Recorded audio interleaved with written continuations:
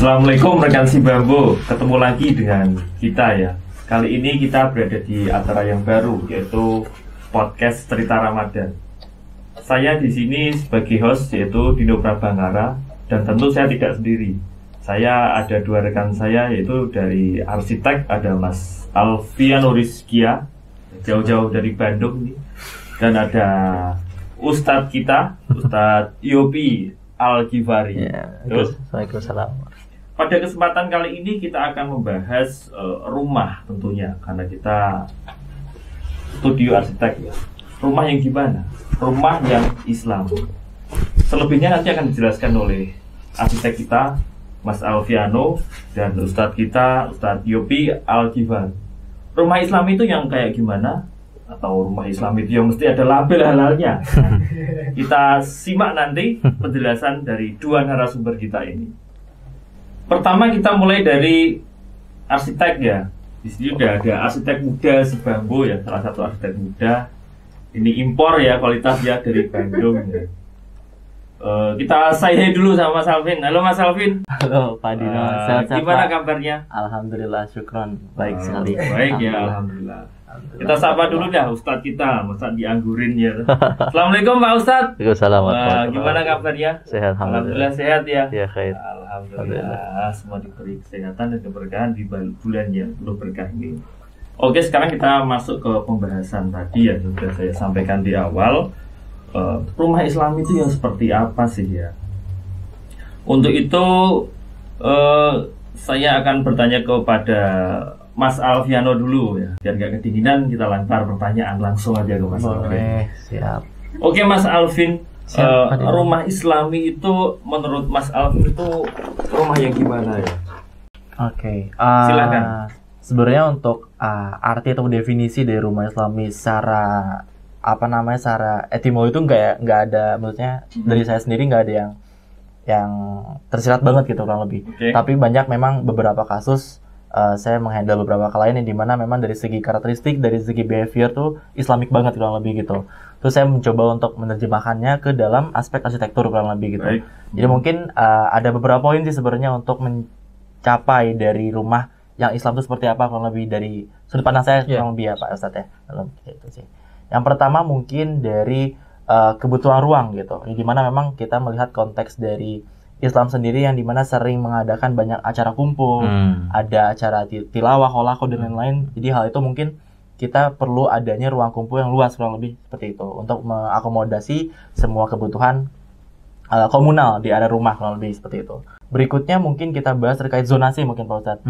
Ya, yang dimana memang kita concern sekali terhadap hal apa saja memang dibatasi dari segi visual, dari segi aksesibel dan lain-lain. Jadi kita membatasi banget mana area publik yang dijangkau oleh tamu kurang lebih dan juga area private kurang lebih gitu. Di mana memang dari segi aurat dan lain-lain itu kita harus batasi sekali kurang lebih gitu. Terus berikutnya mungkin ada prayer room gitu seperti musola dan lain-lain itu untuk menunjang kualitas akhlak kurang lebih gitu. Misalnya kita bisa meningkatkan ibadah di sana kurang lebih gitu. Terus mungkin berikutnya itu sih kurang lebih untuk poin-poinnya dari aspek arsitektur sendiri kurang lebih gitu. Jadi itu adalah aspek yang memang dirasa general sih, yang biasa kita terapkan di konteks perumahan ataupun rumah residensial kurang lebih gitu. Oke, baik, terima kasih Mas Alfiano. Betul. Jawabannya cukup mudah dipahami ya, mungkin oleh rekan-rekan sebangku. Coba kita sekarang menunggu jawaban dari Ustadz kita, Ustadz Yopi Al-Ghifari, silahkan. Ya, alhamdulillahirabbil alamin. Hamdan katsiran thayyiban mubarakan fihi kama yuhibbu rabbuna wa yarda. Alhamdulillah, mabad. Kalau saya melihat begini ya, ke konsep rumah Islami itu memang kalau secara teknis tadi Mas Alfian sudah menceritakan bagaimana ya sudah tepat ya membatasi aurat, itu yang paling penting menurut saya karena banyak hari ini rumah itu dibangun asal-asalan.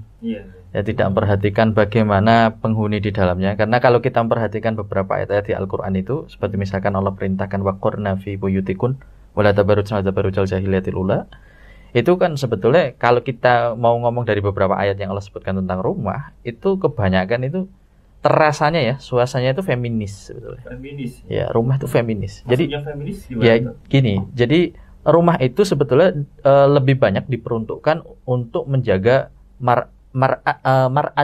mar'ah kita, atau kemudian untuk menjaga mata'ud dunya kita, perhiasan dunianya kita. Oke, paham. Nah, perhiasan kita itu apa paling baik? Wanita. Wanita solehah, Iya. mar'atus solihah. Ya kan, sebaik-baik perhiasan adalah mar'atus solihah. Maka rumah itu harusnya bisa menjaga aset kita di dalamnya, yaitu istri, anak-anak, dan seterusnya. Nah, hari ini saya pernah mendapati ya rumah seorang teman, kolega gitu ya. Mungkin waktu itu dia belum paham Islam begitu. Dia bangun rumah, yang paling depan rumahnya itu kaca.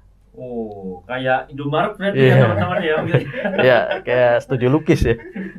Jadi kayak ya mungkin konsepnya modern ya, futuristik ya. Konsepnya futuristik gitu. Dilihat simple, manis begitu. Ya, simplicity lah ya ya gitu. konsepnya. Kaca ya, yang borderless ya. Ya, emang itu kan dari barat ya. Dari barat. Dan ternyata itu begitu saya datang tuh, saya langsung yang pertama kali saya tanyakan ke dia, ini kalau istrinya antum duduk di situ kelihatan gimana?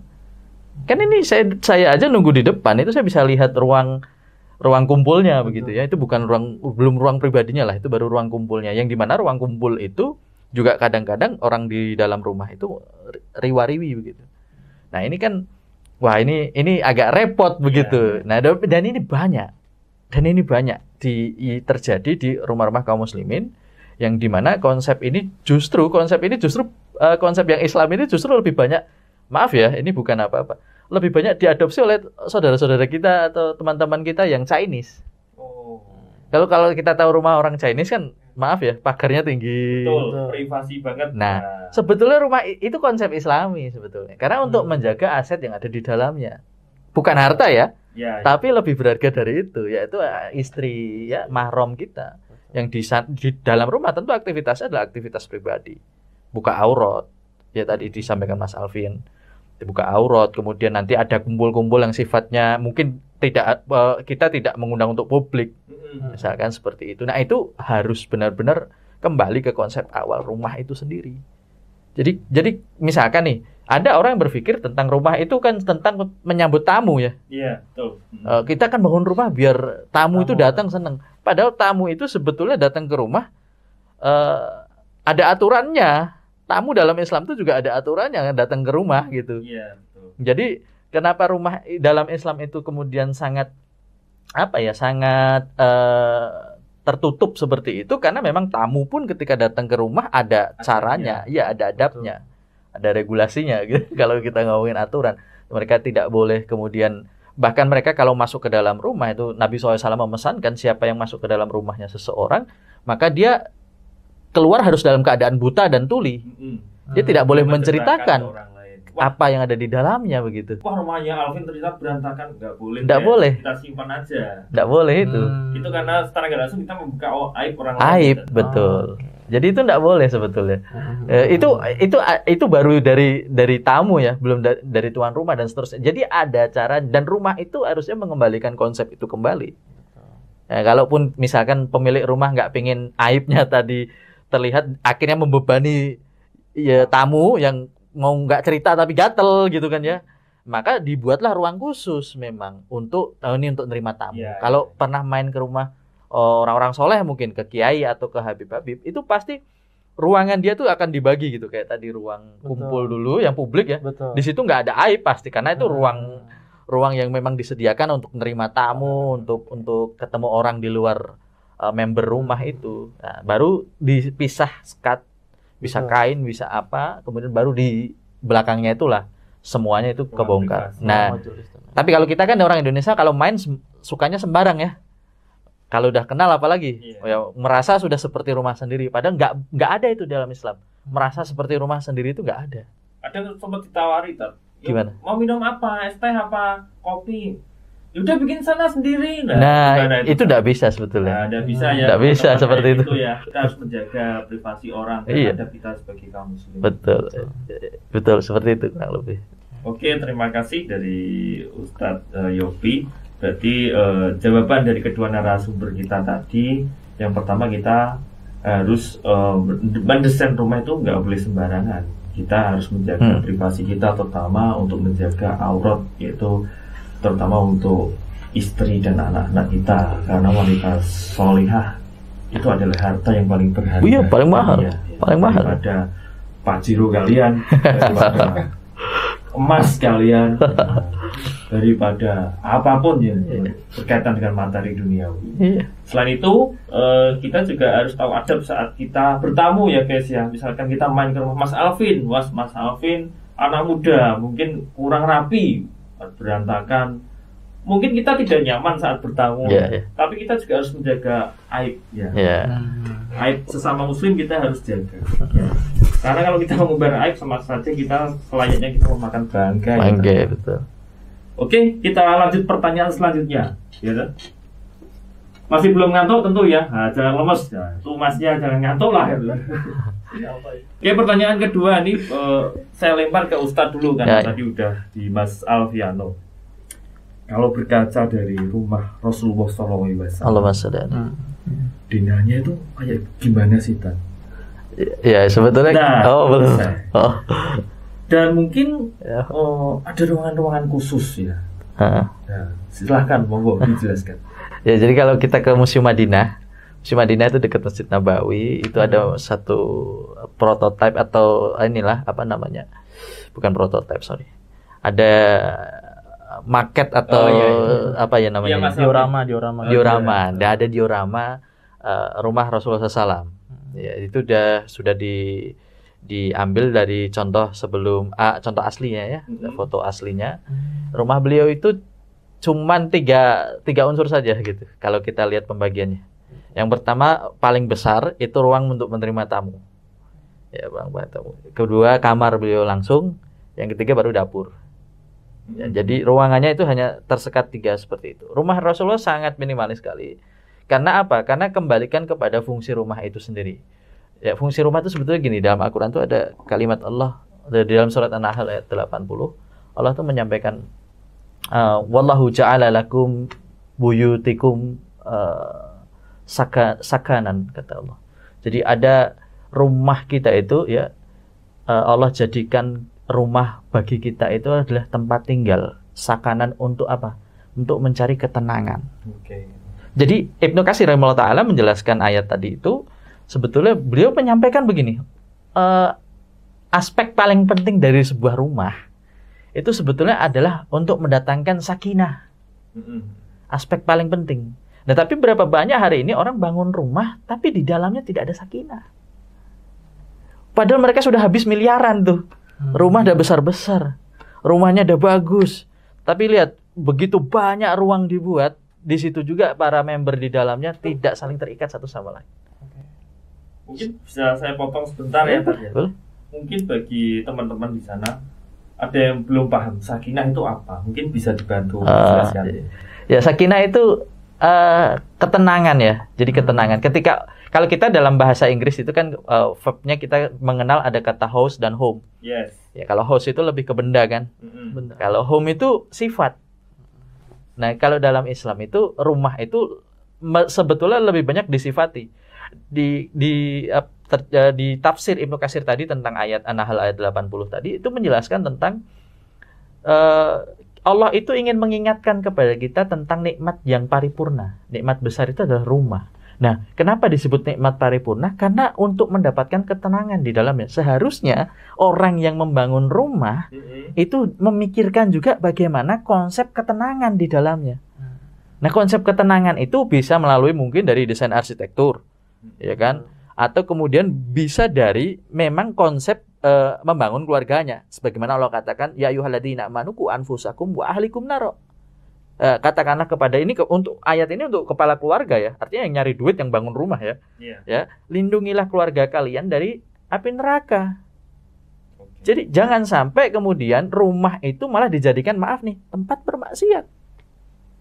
Nah, disitulah kemudian banyak orang akhirnya ketika sampai rumah tidak ada ketenangan, berantem aja sama pasangannya. Anaknya nggak betah di rumah, sukanya main keluar. Kemudian, nah ini rumah ini hanya menjadi host saja, tidak menjadi home, tidak bisa menjadi tempat pulang yang sesungguhnya. Ketika ada masalah, mereka memilih untuk menyelesaikannya dengan teman-temannya di luar. tidak bersama orang tuanya, bapak ibunya sendiri seperti itu, berantem tak ada hentinya. Nah ini kan konsep yang harus dikembalikan. Rasulullah dengan rumah yang mohon maaf mungkin sama rumah kita, lebih bagus rumah kita hari ini. Tapi kita lihat kisahnya, bagaimana di rumah kecil itu menjadi saksi, ada kisah romantis yang luar biasa. Ketika Nabi terlambat pulang ke rumah, ia tidak berani membangunkan istrinya tidur. Lihat, rumah kecil itu membawa ketentraman. Bukan masalah kecil besarnya, ini masalah ada ilmunya atau tidak. Ketika bangun rumah itu tidak sekedar, oh aku punya duit nih, datang ke si Bambo, Mas Alvin, desainin rumah dong yang paling bagus, cakep. Pokoknya biar kalau teman-teman saya main nih, wah selfie, ya, bikin IG story gitu. Ini loh rumahnya Ustadz Yopi, wah, pingin nggak kalian gitu. Pokoknya bikin begitu. Yang terjadi benar, setelah jadi teman-teman saya datang bikin postingan, ya rame gitu. Tapi setelah mereka pulang kosong deh. Tidak ada kebahagiaan. Tidak ada. Karena kebahagiaan orang tersebut sudah salah dulu ya tadi. Sudah salah. Dia bikin rumah gedong untuk dipuji. Untuk dipuji, untuk menyenangkan tamu, bukan menyenangkan orang di dalam rumahnya dulu. Gitu. Seringnya kita bikin rumah kan begitu, biar orang lain nanti kalau datang seneng. Enggak. Karena yang paling banyak menghuni di situ kita, bukan mereka. Gitu. Jangan sampai kemudian ketika bangun tujuannya menyenangkan tamunya. Menyenangkan tamu itu bukan dengan bentuk-bentuk rumah tertentu, tidak. Menyenangkan tamu itu tentang bagaimana kita melakukan services, pelayanan saja sama dia. Mau rumahnya Nabi, itu Nabi, semiskin-miskinnya Nabi, itu kalau ada tamu ke rumah beliau, dia akan memberikan, dicarikan makanan yang terbaik. Suguhan yang terbaik. Terbaik, walaupun rumah kecil. Iya. Gitu loh. Jadi ini bukan masalah, wah kalau rumah saya, kalau keseringan kadang-kadang, wah sama inilah gubuk kecil saya. Jangan begitu ya. Karena tadi yang Allah katakan dalam An-Nahl, Ibnu Katsir juga menjelaskan, rumah ini nikmat yang paripurna dan harusnya kita syukuri. Itu seberapa apapun bentuknya. Ya yang penting lumrah lah ya. Iya. Jangan tiba-tiba ada celana dalam di ruang depan itu ya, lempar-lemparan, ada hal yang enggak seharusnya di tempatnya ada di tempatnya, yaitu yang harus dijaga. Itu ada sunahnya ya tadi ya, terkait kita untuk menyajikan makanan yang terbaik kepada tamu. Waduh. Nah, itu perlu kita hormati juga teman-teman ya. Makanya cara melayani tamu, menyenangkan tamu itu bukan dengan sekedar rumahnya harus bagus. Kita tuh kadang-kadang lebih pede, suka banget ditamuin orang kalau rumahnya udah bagus. Wah, pede nih, rumah udah bagus ya. Yo bertamu yo, kapan dong ke rumah saya nih. Kan kadang-kadang kalau rumahnya sudah bagus, suka mancing. Kapan ke rumah saya? Ya, itu kadang-kadang mancing tuh gitu. Nah, padahal mulai keluar enggak ujub sih sebetulnya. Ya pengen nunjukin lah, maksudnya nyaman kan gitu. Tidak salah karena memang kita kan bangun rumah intinya juga ingin melakukan pelayanan gitu. Tapi tadi harus tepat dulu tujuan kita membangun rumah tadi. Nah, mungkin si Bambo dengan konsep yang tidak hanya membangun rumah itu nanti bisa menjelaskan itu gitu. Mendeliver pesannya gitu. Nah, itu coba nanti mungkin Gatot Mas Alvin. Siap. Itu jadi dari paparan dari Pak Ustadz Yopi. Jadi memang kalau dari merujuk ke rumah Rasulullah sendiri, memang kita ada satu simpulan bisa kita dapat, less is more. Less is more, ya betul. Dimana kesederhanaan itu akan membuat fungsi dari rumah itu bakal lebih muncul kalau lebih gitu, karena fokusnya lebih ke functionnya daripada fisiknya. Betul. Dimana kita tahu kalau fisik itu kan suatu hal yang sementara kalau lebih gitu, estetika itu sementara gitu, nggak ada yang long last dan lain-lain. Jadi kita lebih mengedepankan hal metafisiknya kalau lebih betul. Daripada hal fisiknya kalau lebih gitu sih yang dimana kita bisa saya pernah lihat di jurnal juga yang dimana memang di rumah Rasulullah itu dia pakai tirai gitu ya Pak. Iya betul. Tirai. Jadi interaksinya pun lembut banget gitu. Jadi kita nggak ngetok pintu tapi kayak manggil kalau nggak biasa assalamualaikum dan lain-lain. Nggak bisa dong. Nggak gimana? Interaksinya lembut banget gitu. Whispering. Berbisik. Betul. Jadi dari segi aspek sosial pun diperhatikan sekali. Betul. Dari rumah Rasulullah sendiri kurang lebih gitu sih. Oke, jawaban yang cukup kompleks ya. Intinya rumah Rasulullah itu rumah yang sederhana. Bukan berarti Rasulullah rumahnya gedong, ada 1000 pintu, malah jadi lawang sewu. Oke ya, kita lanjut pertanyaan buat Mas Alfiano Numero. Dari yang jelasin sama Ustadz Yopi tadi ya Mas Alvin ya, untuk penerapan secara arsitekturalnya itu gimana Mas Alvin kira-kira? Tadi untuk diterapkan ke rumah Betul. zaman saat ini. Silahkan Mas Alvin dijawab. Ya, jadi untuk pengaplikasiannya di desain, kalau lebih kita memang ada beberapa rentetan proses ya Pak Ustadz yang untuk kita coba lakukan dalam proses setiap desain rumahnya kalau lebih gitu. Jadi kita biasa melakukan interview dulu, interview mendalam sama klien, di mana kita ngebahas semua kebutuhan yang diinginkan klien kalau lebih gitu. Yang dimana memang kita pun memberikan suggestion juga, memberikan saran juga terkait kebutuhannya. Jangan sampai kebutuhan tersebut malah menjadi ruang kosong yang dimana nggak terpakai aktivitasnya kurang lebih gitu. Betul, kita mengurangi hal itu juga kurang lebih gitu. Jadi kita memang mengedepankan efisiensi dan ketepatan fungsinya kurang lebih seperti itu. Nah setelah itu mungkin kita langsung masuk ke dalam proses perancangan denah, yang dimana kalau misalnya kita lihat dari segi konteks Islami, yang dimana kita fokusnya ke dalam suatu aktivitas komunal kurang lebih gitu. Jadi ruang keluarga itu akan menjadi center point dari beberapa ruang sekitarnya kurang lebih gitu. Jadi ruang keluarga menjadi suatu majelis yang bisa mengkoneksikan semua aktivitas dan bisa menghidupkan suasana rumah juga kurang lebih gitu. Terus kalau misalnya kita bicara dari alur rumah sendiri, memang tadi betul yang kata Pak Ustadz katakan, ada pembagian zonasi antara public, privacy, dan services dan lain-lain kurang lebih gitu. Jadi kita dari ruang tamu pun kita harus batasi dengan beberapa partisi ataupun bisa dinding solid juga kurang lebih. Jadi kita membatasi visual ke area dalam yang dimana menghindari adanya aurat tersebut kurang lebih gitu. Terus dari segi material juga kita bisa memunculkan nih konteks Islami. Betul. Material ya Mas. Betul. Kalau misalnya dari karakter arsitektur Islam kan kita banyak melihat suatu mozaik kurang lebih mozaik. Terus ada ornamen-ornamen yang memang dirasa geografi si bentuk geometrinya tuh Islamik banget gitu, geometric pattern-nya dan lain-lain. Jadi itu bisa kita munculin juga di fasad kurang lebih gitu. Namun memang untuk menghindari hal-hal yang mudorot kurang lebih, betul kata Pak Ustadz, kita menghindari banyaknya bukaan di area depan rumah gitu. Dengan terlalu banyak nggak boleh. Sebenarnya kan bukaan di depan rumah itu kan untuk memaksimalkan cahaya dan udara masuk ke dalam rumah. Namun sebenarnya itu bisa kita atasi sebenarnya. Kita bisa memasukkan udara dan cahaya dari samping, nggak perlu dari depan, kalau lebih gitu. Jadi nggak harus kalau rumah yang bukaannya banyak itu nggak harus dari depan ya teman-teman. Betul, kita bisa alihin ke area samping sehingga area depan itu bisa lebih private kalau lebih gitu, dan lebih intimate juga kalau lebih dari segi fungsionalnya gitu. Jadi kita bisa maksimalin dari samping kalau lebih gitu sih kalau dari konsep desain arsitektural gitu. Seperti itu sih. Berarti dari Mas Alvin penjelasannya tadi, ruang keluarga cukup krusial berarti ya. Betul. Karena sebagai ruang berkumpul keluarga, anak, bapak, mungkin di situ juga bisa jadi sebagai tempat untuk tempat untuk problem solver ya. Anak mungkin ada masalah atau mungkin anak nakal, orang tua memanggil untuk memberi nasihat di situ. Atau mungkin juga jika nggak ada musola mungkin juga bisa tempat mengaji bersama ya Mas Alvin ya. Jadi ruang keluarga menjadi suatu awal dari semua rangkaian cerita di dalamnya kalau gitu. Iya. Baik, terima kasih Mas Alviano.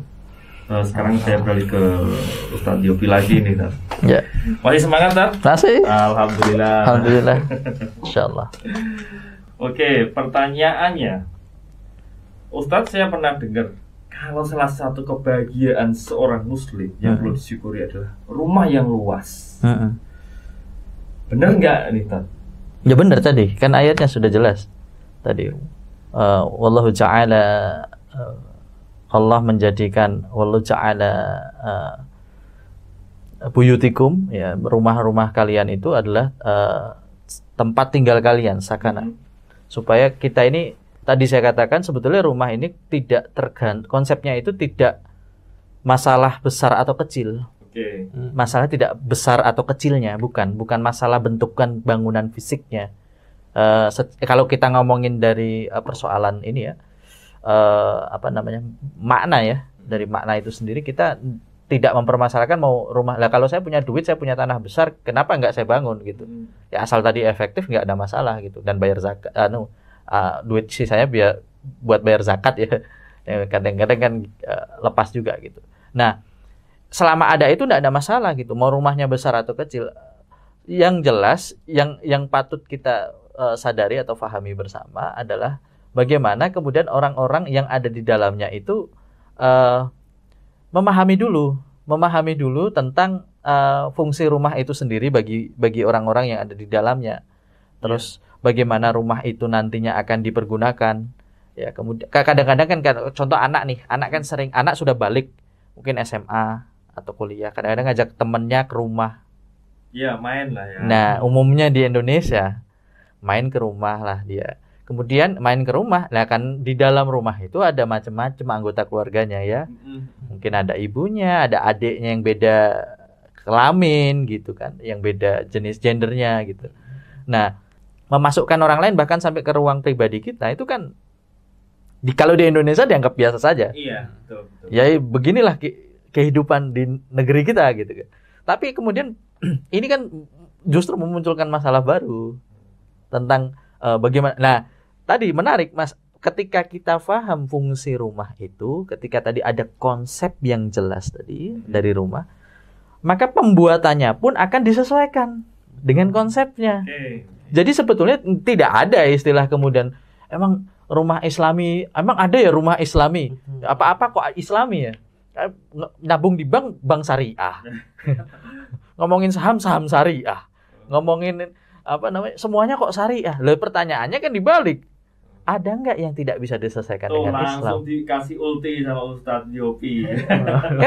kan dikembalikan lagi pertanyaannya. Ada nggak? Kalau kita selalu bilang kenapa sih apa-apa pakai Islam? Pertanyaan saya justru harusnya dibalik ke yang bertanya. Ya, ada nggak sesuatu yang tidak diselesaikan oleh Islam? Kalau ada, baru nanti nggak ada Islamnya di situ. Kan gitu. Karena masalahnya tidak ada. Sehingga termasuk rumah sendiri konsep tadi.